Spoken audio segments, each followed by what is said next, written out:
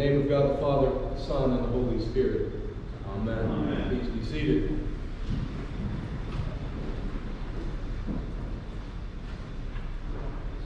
In my preaching group this week, we were talking about this moment when Mary anoints the feet of Jesus.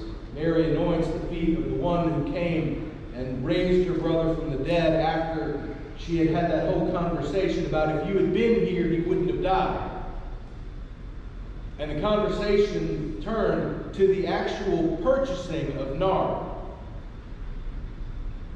And the consensus was that nard smells like feet, which is not what we would consider a pleasant smell.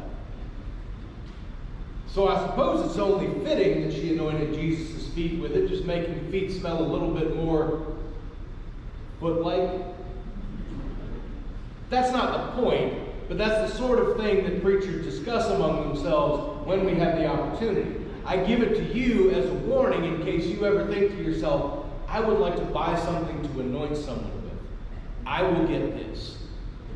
I don't know what you should get, but from what I understand from my colleagues, don't get nard. That's not all that's going on in this passage. Jesus is on his way to Jerusalem. Jesus is on his way to his crucifixion, his death, his resurrection. He has set his face towards Jerusalem. He is not going to be deterred. And in this moment, he is received into the home of Mary and Martha and Lazarus, and they celebrate his presence. And Judas Iscariot, who keeps the common purse but used to steal from it, Luke takes a moment to remind us, does not think this was a good use of the resources that were available to him. And given what he says, he's probably right. Given what Luke says about him, it's obvious why he wouldn't want to do that. We can argue back and forth whether or not Judas actually did used to steal from the purse, because this is the only mention of it. But more importantly, it's what this act says and Jesus' response that are so important for us. Because what Mary does in this moment is to offer something extravagant to God. Mary offers this gift of love and of gratefulness, and she anoints Jesus' feet with perfume that fills the house. Judas is concerned about whether or not this was an appropriate use of funds. We can make an idol out of anything. And that includes helping the poor. Now, that is not to say when people who are poor, that is a terrible idea. That is not what I'm saying. We have video evidence that that's not what I said. So don't you go telling anybody, my pastor said we didn't have to give any money to the poor. Wrong. Wrong. God calls us to care for the poor. But let us not take that and turn it into an idol that draws our worship from God. Mary is engaged in an act of worship with Jesus.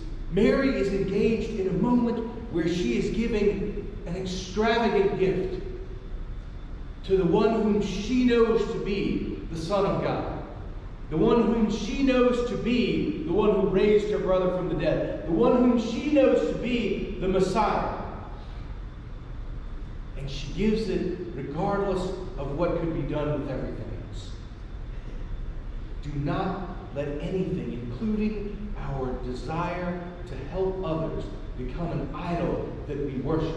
Because when that becomes an idol, we forget the reasons why we are called. We forget to ascribe to God the glory and the honor due to the name.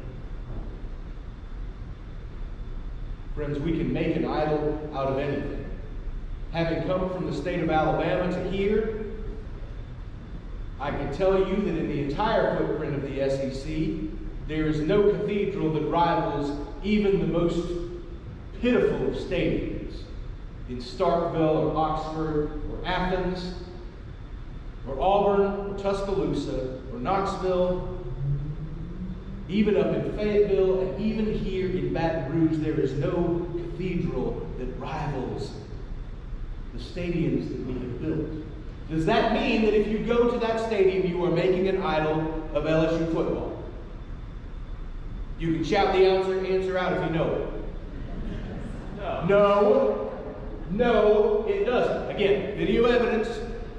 I did not say that is an idol. I'm saying it can become one. When the worship becomes an object of this world, then we are reminded that that can become an idol.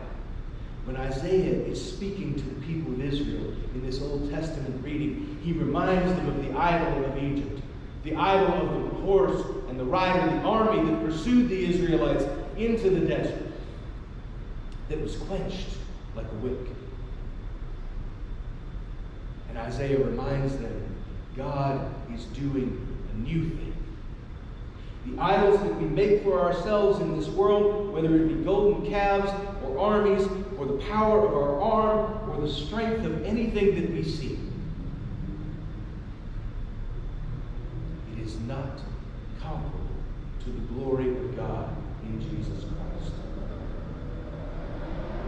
It is not comparable to what it is that God has done in this world and is doing in the lives of the people of God. Paul knows that. When Paul writes in this letter that most people only remember for that verse at the end, I can do all things through Christ who strengthens me, Paul begins by saying that in spite of the righteousness that I had, based on who I was, based on my family of origin, based on my adherence to the law, based on my zeal for persecuting the church that I saw as a threat to the faith, in spite of all that, I cast it aside. Because not one piece of it begins to rival the glory of God. Not one piece of the glory of Paul's former life. And make no mistake, Paul was widely celebrated as Saul. Not one piece of that was worth anything in comparison to all the other things. Forgetting what is past, I press on toward the goal for which God has called me heaven. That goal is our worship of Jesus Christ the Lord. It is critically important for the church to reach out to the needs of the poor. It is critically important for the church to advocate for the pursuit of the dignity of every human being. It is critical for the church to advocate for justice. It is critical for the church to proclaim the good news of God. But let us not forget why we are here. We are here to worship. We are here to bring the best of ourselves. We are here to establish the kingdom that God has called us to establish. And that, friends, is the work that Paul is talking about when he says, I press on toward the goal for which Christ has called me. That is what Isaiah is talking about when he reminds the people of Israel that horse and rider have been quenched like a wick, and I am doing a new thing. Don't you see? It is breaking forth into the world. Friends, if we keep the gospel of Jesus Christ, if we keep our worship of God as the central focus of who we are, then the rest falls into place and flows from that worship.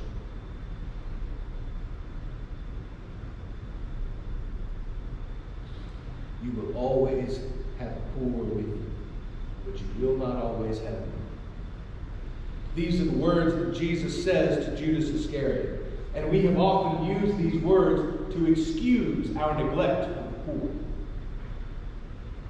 That is not why Jesus spoke them.